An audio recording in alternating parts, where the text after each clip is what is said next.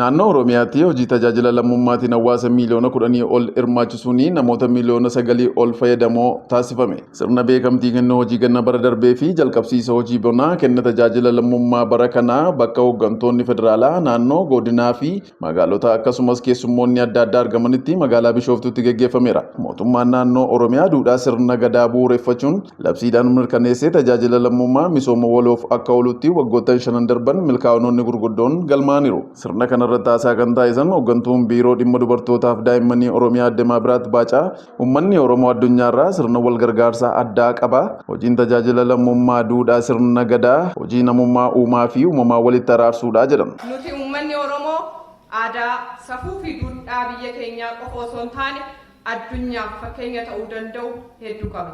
Isa keessaa tokko aadaa wal gargaarsaa. Uummanni Oromoo aadaa fi duudhaa kana tajaajilu lammummaa sirna gadaa isaatiin gabbifatee fayyadamuun uummanni naannichaa yeroo humna beekumsaa fi qabeenya qabuun namoota sababa adda addaatiin rakkoo saaxilamaa ta'an ittiin gargaaruu qaba. Hojiin kenna tajaajila lammummaa duudhaa sirna gadaa fi ibsituu namummaa.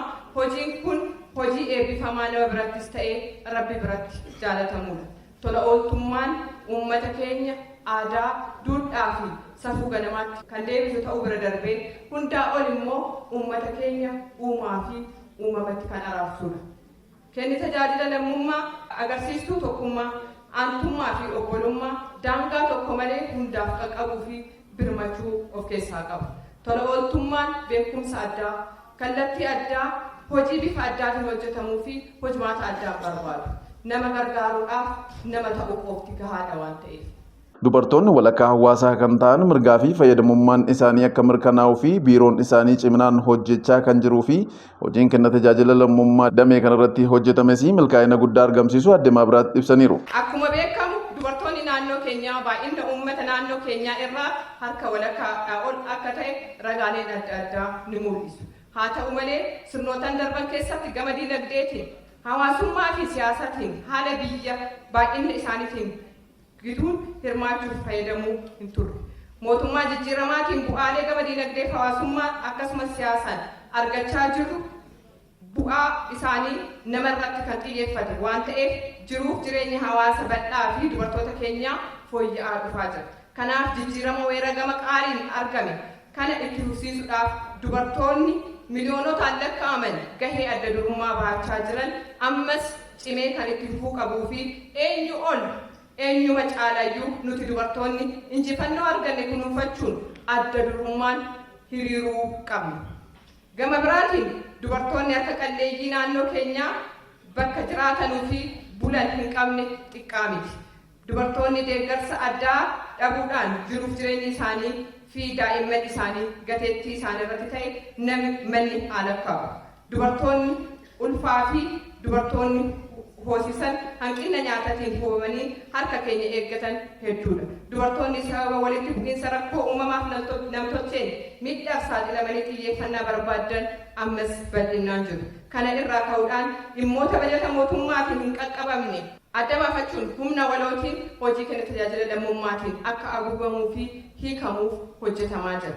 Biiroon dhimma dubartootaaf daa'immanii fayyadamummaa gama hawaasummaa fi dinagdee dubartootaa guddisuuf hojjechaa jiru keessatti jaarmiyaaleen dubartootaa cimanii kaayyoo akeekan akka galmaan gahan hojjetamaa jira. Miidhaa dubartootaa xiqqeessuudhaaf hubannoo hawaasaa cimsuun tumsa qaamolee haqaa fi qaamolee adda addaa qooda qabaattotaa fooyyessuudhaan bu'aan abdachiisoon galmaa'aa jira. Gama biraatiin dubartoonni dinagdeedhaan akka of danda'an taasisuudhaan inisheetivoota dinagdee bocuudhaan hojii nyaata saffisaa daandiirraa dhiyeessii biddeen kaameettii fi potenshaala naannoo adda baafachuudhaan dubartoota bal'inaan hirmaachisuun hojiin jajjabeessuun hojjechuu jalqabaniiru.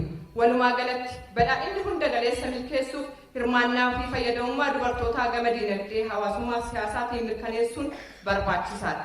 Kanaaf qaamni dhimmi ilaallatu hunduyyuu akkuma hojii kenna tajaajila lammummaa keessatti gumaacha olaanaa taasistan ammas dubartoota gama hundaa fayyadamuu taasisuu keessatti gahee keessan akka baattan jechaa hojii kenna tajaajila lammummaa bonaa bara kana hojjetamuun dubartootaaf daa'imman xiyyeeffannaa addaa barbaadan deeggaruu keessatti dhaabileen mootummaa miti mootummaa abbootiin qabeenyaa hawaasni hundi haaluma kanaan duraatiin tumsaa fi gumaachi keessan akka itti fufu maqaa dubartootaa fi daa'imman naannoo Oromiyaatiin waamicha isin dabarsuun barbaada.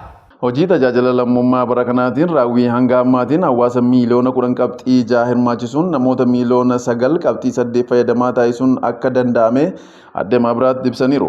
Jaarmiyaaleen dubartootaa qaamolee adda addaa waliin qindoominaan hojjechuudhaan manneen mana harka qalleeyyii 114 fi 401 haaraan ijaarameera.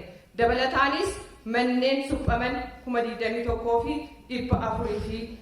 441 gannuma kana keessa hojjetamee jira. Waliigalaan suphaa fi manneen haaraan ijaaraman mana 135 fi 800 fi 42 kan sila biirooleen hojjetan kan daawwattan dabalatee jechuudha. Dabalataanis hojii kana keessatti mana ijaaruu qofa osoo hin taane haadholii keenyaaf meeshaa manaatti guunnee carraa ittiin immoo dinagdee isaanii fooyyeffataniif deeggarsa adda addaa gochuudhaan manneen ijaaraman mana 135,842 kana keessaa parsantaa 83 harka qalleeyyiin akka itti galan kan taasifamedha. Deeggarsa meeshaalee barnootaatiin daa'imman miliyoona 3.7 ta'an deeggaruun danda'amee jira. Gama biraatiin haadholee ba'aa dugdaatiin dararamaa jiraniif ba'aa dugdarraa buusuun gaarii fardaa fi harree 23,945 bituun haadholeedhaaf akka kennamu ta'ee jira. Walumaa galatti hojii kenna tajaajila lammummaa bara kanaa hanga ammaa hojjetame hawaasa miliyoona 10.6 hirmaachisuun hawaasa keenya miliyoona 9.8 fayyadamoo gochuun baasii qarshii biliyoona 52.8 tilmaamamu tola ooltummaan hojjechuun danda'amee jira. Bu'aawwan kunniin ammoo galmaa'uu kan danda'an hojiin kenna tajaajila lammummaa hawaasa keenya biratti aadeeffamaa dhufuu isaatii fi yaada haaraa burqisiisuudhaan yaadota kanneen ariitiidhaan gara hojii qabatamaatti geeddaruudhaan yeroo fi carraawwan argaman dugugnee fayyadamuu fi hojiilee hunda of kennuun miira itti gaafatamummaa fi qindoomina qabuun hojjechuu keenyan kan argame ta'uu isaa bira darbee yoo tokkoomne yoo qindoofne maal hojjechuu akka dandeenyu kan agarsiisudha. Qaamota mootummaa miti mootummaa fi hawaasni bal'aan tumsa guddaa taasisaa turan galateeffachuun ammas karoora bonaa qabamee jiru keessatti gumaacha irraa eegamu akka baatanii fi adde Maabiraat dhaamsa dabarsaniiru. Dhaabileen mootummaa, dhaabileen miti mootummaa, hawaasni bal'aan, dhaabileen hawaasaa adda addaa, abbootiin qabeenyaa, qaamoleen hawaasaa hundi dabalataanis qaamoleen hojii kana milkeessuu keessatti deeggarsaaf hordoffii barbaachisu gochaa turtan waajjirri paartii badhaadhina damee Oromiyaa, kilaasterri hawaasummaa, koreen dhaabbii dhimma dubartootaa fi hawaasummaa, biiroon maallaqaa fi waajjirri pirezidaantii mootummaa naannoo Oromiyaa, maqaa biiroo dhimma dubartootaa fi daa'immanii Oromiyaa fi maqaa jaarmiyaalee dubartootaatiin galatoomaa tumsi keessan ammas dabalee ittaafuuf jechuun barbaada. Milkaa'inoota raawwii bara darbeef sektoraalee magaalotaa fi godinaalee gumaacha taasisanii fi beekamtiin kennameera.